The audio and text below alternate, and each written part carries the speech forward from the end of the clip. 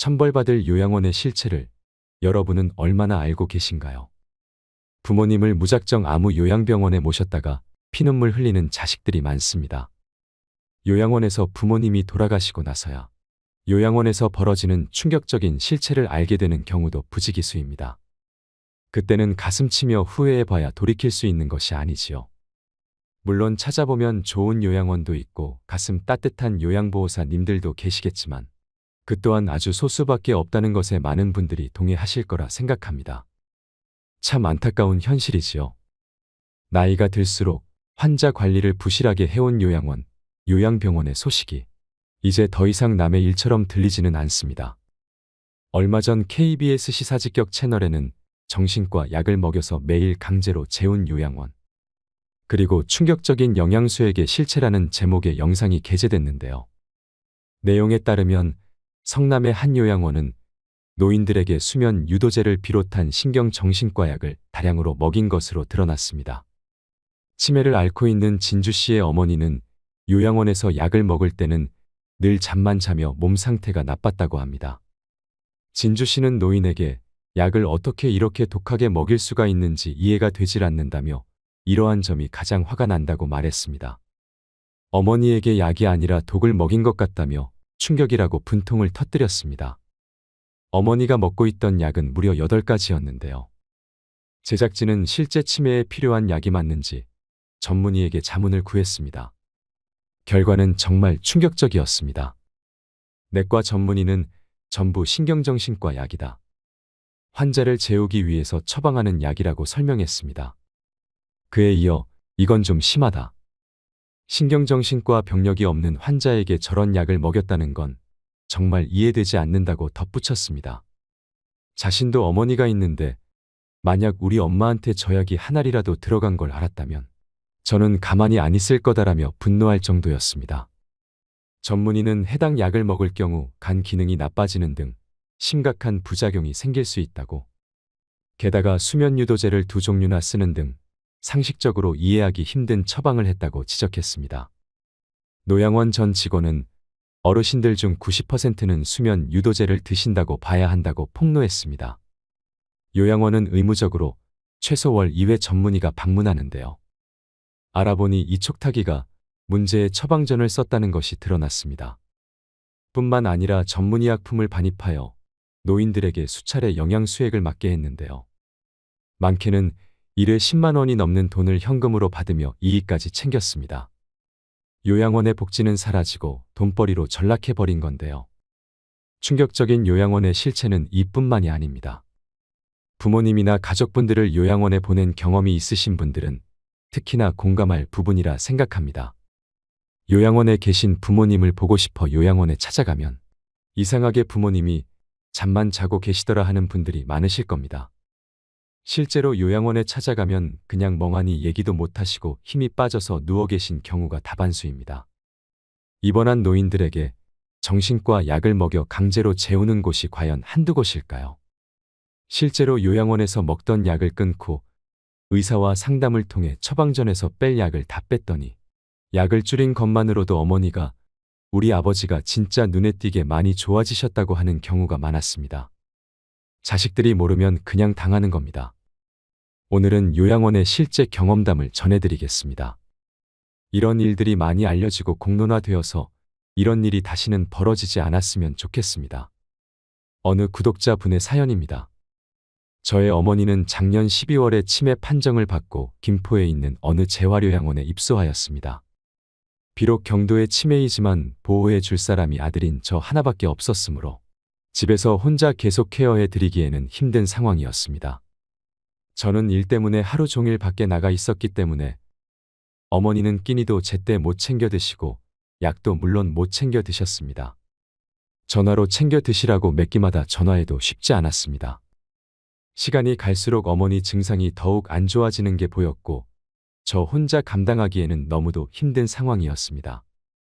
주야간 보호센터를 이틀 정도 나갔는데 어머니가 집에 혼자 계시는 시간이 너무 길다 보니 아무래도 장기요양 등급이 나오기 전이라도 요양원에 가셔야 할 것 같다고 말했습니다. 이리저리 수소문한 끝에 주야간 보호센터에서 일하고 계시던 어떤 분이 자신이 잘 아는 요양원이 있다고 하며 다른 어떤 분을 소개해 주셨습니다. 그분은 저에게 연락을 주었고 저는 그분께 재활 요양원을 소개받았습니다. 어머니는 작년에 어깨 염증 수술도 한 상태인지라 저는 그 부분도 치매와 함께 많이 걱정되는 부분이었습니다. 소개해 주는 분은 통화로 그곳이 재활요양원이라는 것을 강조하며 어머니의 어깨를 더욱 잘 돌보아 줄 거라며 저를 설득하고 또 설득했습니다. 정말 믿고 맡기셔도 된다며 적극적으로 저를 설득했습니다. 저는 많이 망설였습니다. 당장 3일 후에 장기요양 등급 심사 담당자가 저희 집에 오시기로 했고 은평구에 사는 저희에게 김포는 먼 곳이었기 때문이었습니다. 그러나 소개하시는 분은 계속해서 저를 설득하고 권유하였습니다. 저는 알지도 못하는 나에게 왜 이런 친절을 베푸나 하며 오직 감사하게 생각하였습니다. 그 사람이 알선 책임자인지는 꿈에도 몰랐습니다. 한참 후에야 알게 되었습니다. 요양원이 하루에 5만 원인데 자신이 원장과 잘 아는 사이라 잘 부탁해서 4만 원에 해주겠다. 어머니 어깨는 그곳을 가야 제대로 케어를 받는다. 절대 후회하지 않으실 거다 등등. 망설이는 저를 정말 적극적으로 설득했습니다. 저는 이름 자체가 재활요양원이고 원장이 정형외과 의사라는 말에 더욱 마음이 기울게 되었습니다. 수술 후에 어깨를 이제 막 회복하고 있는 어머니였기에 어쩌면 그곳이 어머니에게 더 좋은 곳이겠다 생각하게 되었습니다.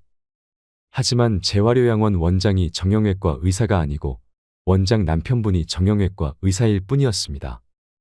이 사실도 나중에 알게 되었습니다. 요양원 원장도 전화가 와서 저를 설득했습니다. 저는 어머니의 증상과 제 고충을 설명했지요. 제가 3일 후에 집에서 장기요양 등급 심사가 있다고 하자 그럼 우선 내일 입소하고 3일 후에 자신들이 어머니를 심사받을 수 있도록 집으로 모셔드릴 테니 입소부터 하라는 것이었습니다. 그때 저도 혼자 어머니를 케어하느라 지치고 지친 상태였습니다. 그런 상황에서 옆에서 저렇게 적극적으로 권유를 하니 그들의 말처럼 당장 내일 입소에 마음이 기울게 되었습니다. 어머니의 어깨도 잘 돌보아 줄 거고 재활기구나 프로그램 등이 잘 되어 있다라고 하며 장기요양 등급 심사도 차질 없이 받을 수 있게 해준다고 하니 말이죠. 오랜 설득 끝에 그들의 권유에 넘어갈 수밖에 없었습니다. 그 검은 속내를 감춘 설득과 권유에 아무것도 모르고 넘어간 제가 너무 원망스럽고 한이 됩니다. 그날 바로 오라고 해서 요양원에 가서 여러 설명을 듣고 계약서를 작성했습니다. 어디나 그렇듯이 그날은 한없이 친절했고 어머니는 걱정 말라며 저를 안심시켰습니다. 다음 날 다행히 어머니는 큰 거부감이 없으셨고 많은 대화 끝에 인사도 하며 요양원에 차를 타고 가셨습니다. 그런데 그 다음 날 요양원에서 어머니가 한바탕 소동을 벌였다고 들었습니다. 창문으로 뛰어내리려는 신용도 했다고 들었습니다. 그래서 요양원 측에서 병원에 데리고 가서 좀 더 센 약으로 처방했다고 전달받았습니다. 그런데 시간이 지날수록 어머니의 관리 등에 있어서 너무 소홀하다 싶은 행동이 많이 발견되었습니다. 최소한의 관리도 이루어지지 않고 방임하는 듯한 모습이 많이 보이기 시작했습니다. 그곳에서는 어머니의 폰 반입을 금지하였습니다. 그런데 가끔 어머니는 다른 분의 폰을 이용해서 저에게 전화나 문자를 했습니다. 그런데 갈수록 어머니는 어깨 통증을 심하게 표현하기 시작했습니다. 시일이 지날수록 극심한 통증을 호소하며 저에게 그곳을 나가게 해줄 것을 호소했습니다. 처음에는 어머니가 아직 적응을 못해서라고 생각했습니다. 하지만 그 고통의 호소가 갈수록 짙어졌습니다. 그래서 실장에게 몇 번 전화를 했지만 돌아오는 답이라고는 어머니는 통증을 호소한 적이 없다라는 말뿐이었습니다.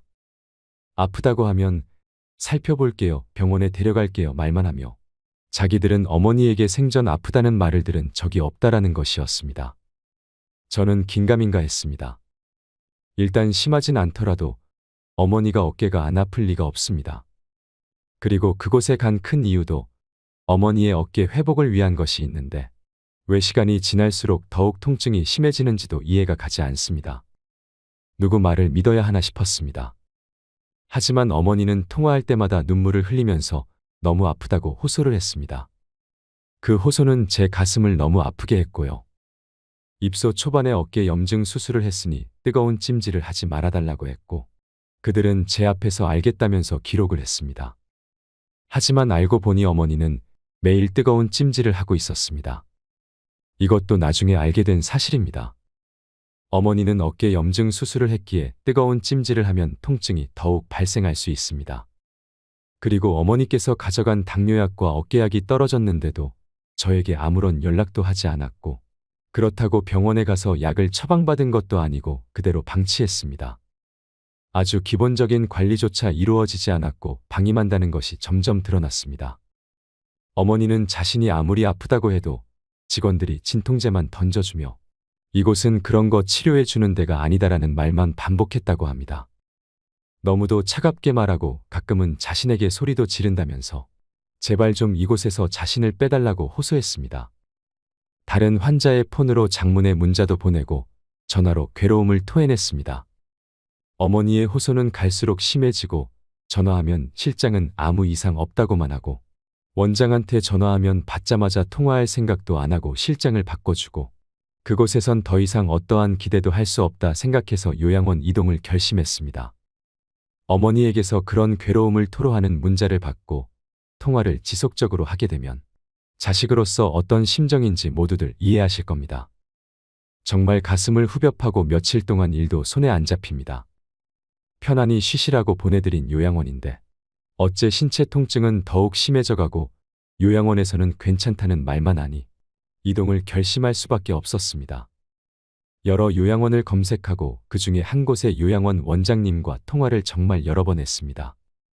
이곳이라면 믿고 맡길 수 있다 생각하여 그곳으로 이동을 결정하였습니다.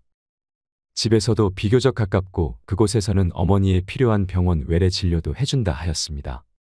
그렇게 기존에 어머니를 모셨던 요양원에 전화를 걸어 아무래도 요양원 이동을 해야 할 것 같다고 말했습니다. 저는 그때까지 한 번도 그곳에 불평을 한 적이 없었습니다. 속은 썩어 문드러져 갔고 너무 기분 나쁘고 화도 많이 났지만 어머니를 그곳에 맡겼기에 조금이라도 어머니에게 불이익이 갈까봐 한 번도 불평 안 하고 항상 예의 바르게 부탁드린다는 말만 거듭했습니다. 그런데 요양원 이동 얘기를 하니 반응이 가관이었습니다. 제가 처음부터 계획적으로 자신들을 이용했다는 말을 했습니다. 그러면서 3개월간 이동은 안 된다는 말을 했습니다. 저는 너무도 황당하고 어이가 없었습니다. 제가 이용을 하다니요. 믿고 맡긴 요양원은 너무도 관리가 부실하고 방임하는 것이 심하게 보여서 고민 끝에 이동을 결심한 건데 무엇을 처음부터 계획적으로 자신들을 이용했다는 것인지 기가 막힐 뿐이었습니다. 그리고 3개월이란 것은 처음부터 언급한 적도 없고 당연히 계약서에도 없는 내용이었습니다. 어느 요양원이나 병원에도 일정 기간 동안에 의무적으로 있어야 한다는 계약은 없습니다. 너무 기가 막혀서 그제서야 제가 가져온 불만을 쏟아냈습니다. 서로 언성을 높였습니다. 정말 너무 황당한 순간이었습니다. 그리고 이어서 소개해준 사람이 전화를 하더니 제발 조금만 더 있으라고 간곡히 호소하더군요. 요양원이 어머니를 병원에 안 데려가면 자신이라도 데려가 줄 테니 우선 조금만 더 있어 보라며 몇십 분을 저에게 부탁하여 저를 짐 빠지게 했습니다. 그리고 그 다음 날 아침부터 전화를 계속하는데 전 받지 않았고 그러니까 문자를 계속 보내왔습니다. 저보고 계획적으로 이용했다는 똑같은 말을 하고 자신의 입장이 매우 곤란하니 생각을 바꾸어 그곳에 계속 있으라는 것이었습니다. 그제서야 알게 되었습니다. 그들의 보이지 않는 커넥션을 말이죠. 브로커와 요양원의 관계였음을 그때서야 알게 되었습니다. 처음부터 계획적으로 이용당한 것은 바로 저입니다. 생각도 못했었습니다. 오직 감사하게 생각한 제가 원망스러웠습니다. 그 후로 한동안의 실랑이 끝에 결국 이동하기로 결정이 되었습니다. 그리고 요양원을 이동하기로 한 전날 사건이 발생했습니다. 요양원 비용을 환불받아야 했던 저는 직원과 갈등이 생겼던 겁니다.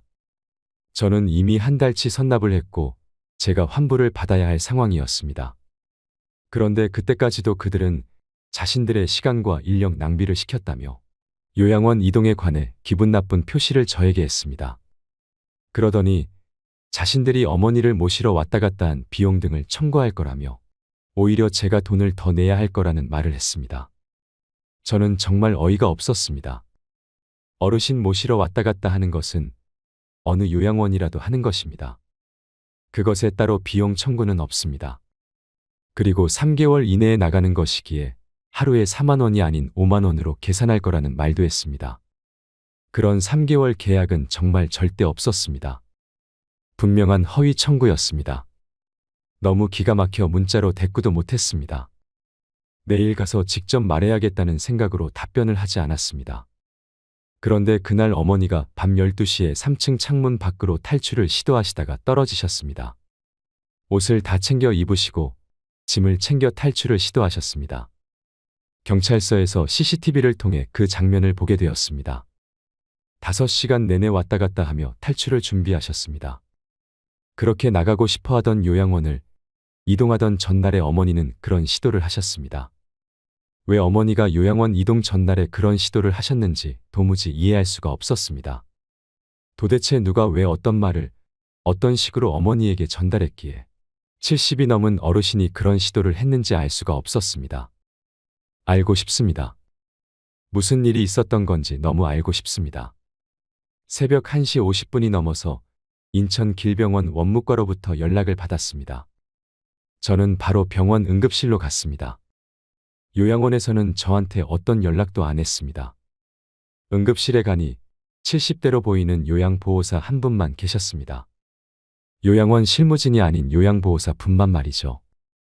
어머니에 대해 물어보니 어머니는 어깨 통증을 매일 호소하였고 늘 진통제만 받고 뜨거운 찜질만 받았다고 합니다. 어머니의 말이 사실이었습니다. 저에게 가끔 호소하셨던 내용처럼 어머니는 요양원에도 당신의 고통을 매일같이 호소하셨지만 나아지는 것 하나 없이 그저 진통제만 매일 받아 드셨던 것입니다. 하지만 실장은 어머니가 생전 아프단 얘기를 안 한단 말만 되풀이했었습니다. 어머니는 한 달 20일 동안 그곳에 계시면서 저에게 간절히 퇴소를 호소하셨고 사고 날에도 다다음 날이면 그곳을 벗어나는 것을 아셨습니다. 좋아하셨을 겁니다.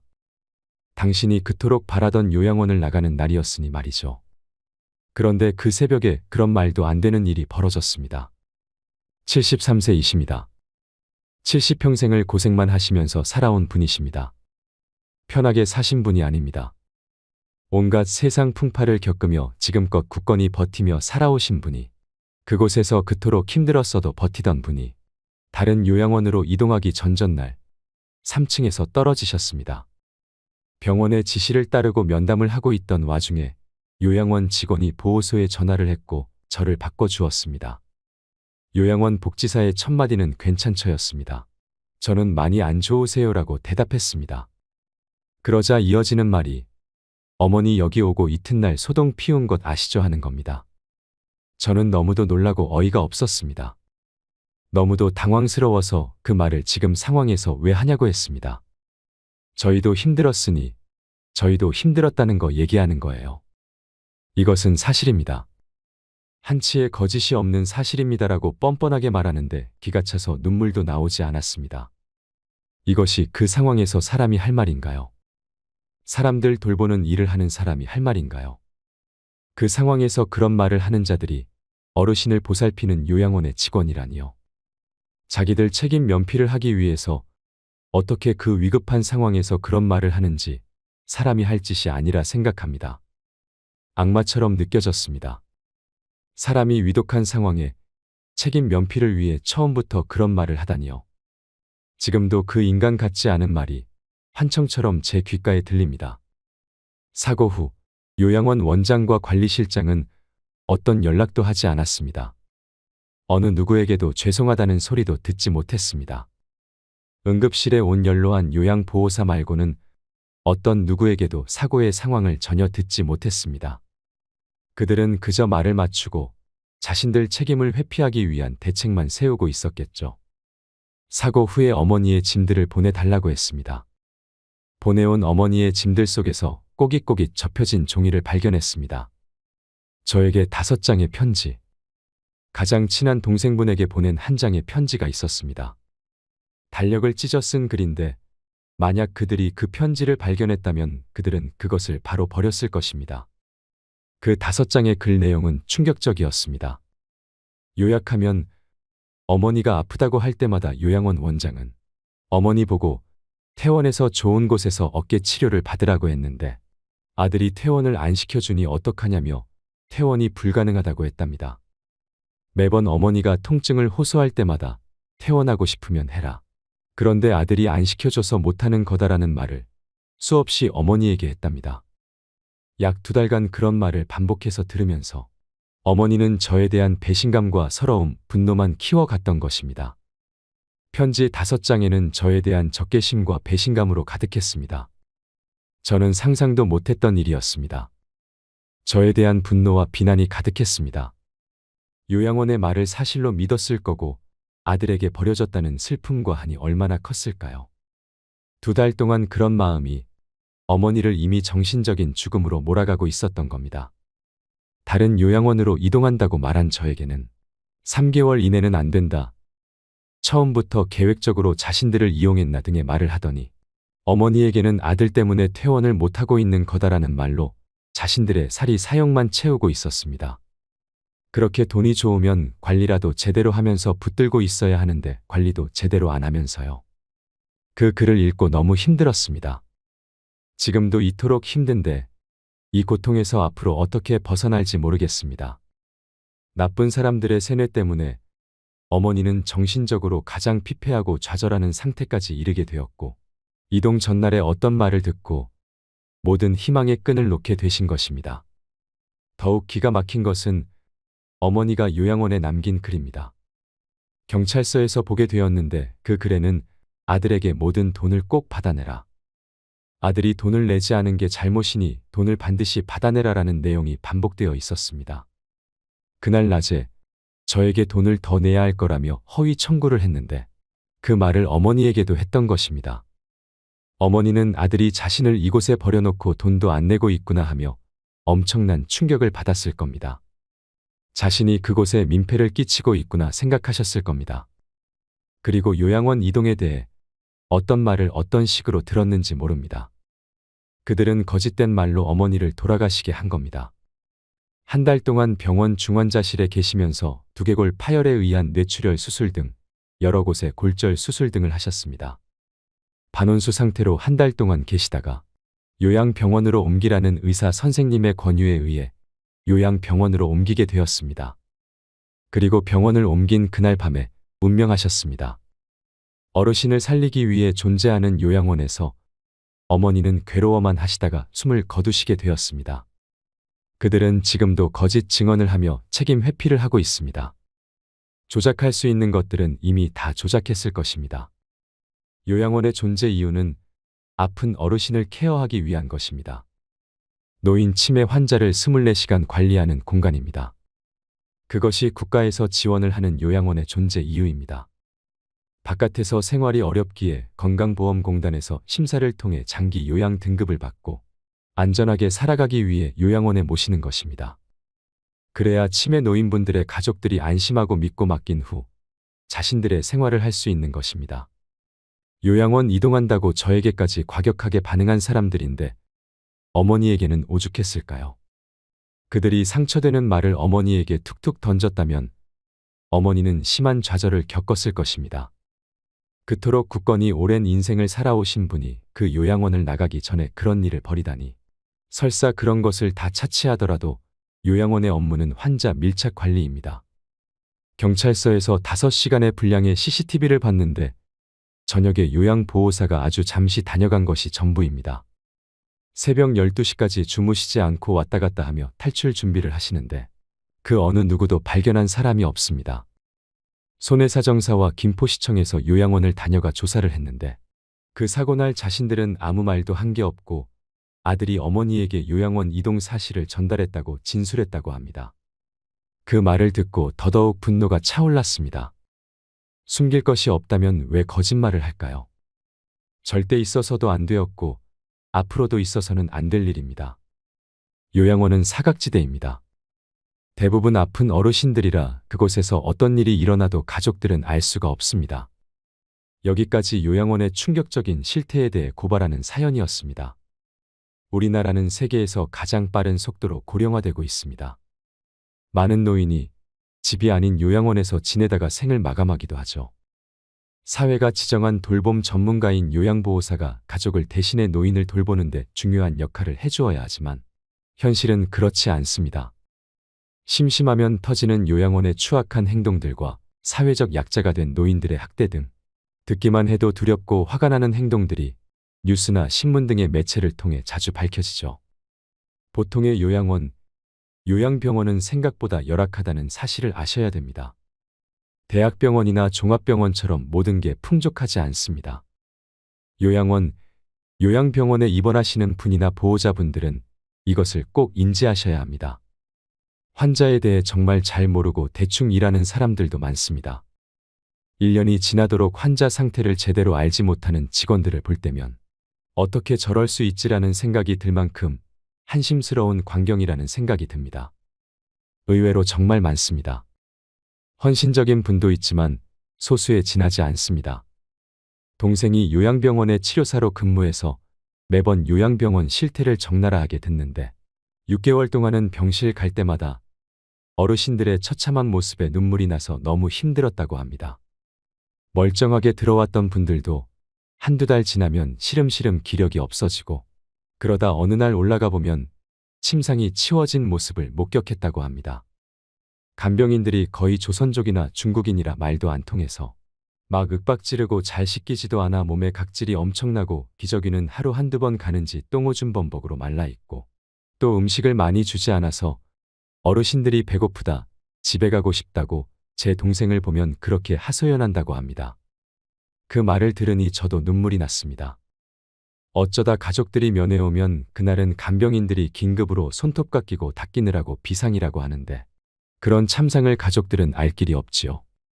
가족들 앞에서는 세상 잘 아는 척하니까 말이죠. 아무튼 간병할 사람이 없어 어쩔 수 없이 보내지는 요양원이지만 한번 들어가면 좋아지는 어르신은 못 봤다고 합니다. 대부분 더 일찍 돌아가시는 이유가 있겠지요. 정말 보낼 곳이 못 된다는 말이 그냥 나온 것이 아닙니다. 나라에서도 이런 곳에 실태조사를 제대로 해서 인증을 취소해야 합니다. 몇 년에 한 번 인증 절차 밟으려고 안 하던 걸 시키고 실사 올 때 그때그때만 모면하려는 요양병원이나 요양원이 엄청 많습니다. 약한 어르신들을 본인들 돈벌이로만 보는 비양심적인 사람들에게 분노를 느낍니다. 요즘 노인 요양원 사업은 황금알을 낳는 사업이라고 합니다. 노인들을 돈으로만 보니 그런 것 아닐까요? 악덕한 요양원의 실체를 잘 알고 있어야 그에 대한 대비도 할 수 있습니다. 이 사연의 주인공처럼 후회하지 않으려면 바보같이 당하고만 있으면 안 되는 것입니다. 노인들 상대로 돈벌이 하는 요양원들은 앞으로 철저히 조사하고 처벌해야 합니다. 정의가 있으면 결국 다 되돌려 받으리라 믿습니다. 이상으로 인생철학이었습니다. 철학이 있는 당신의 삶을 응원합니다.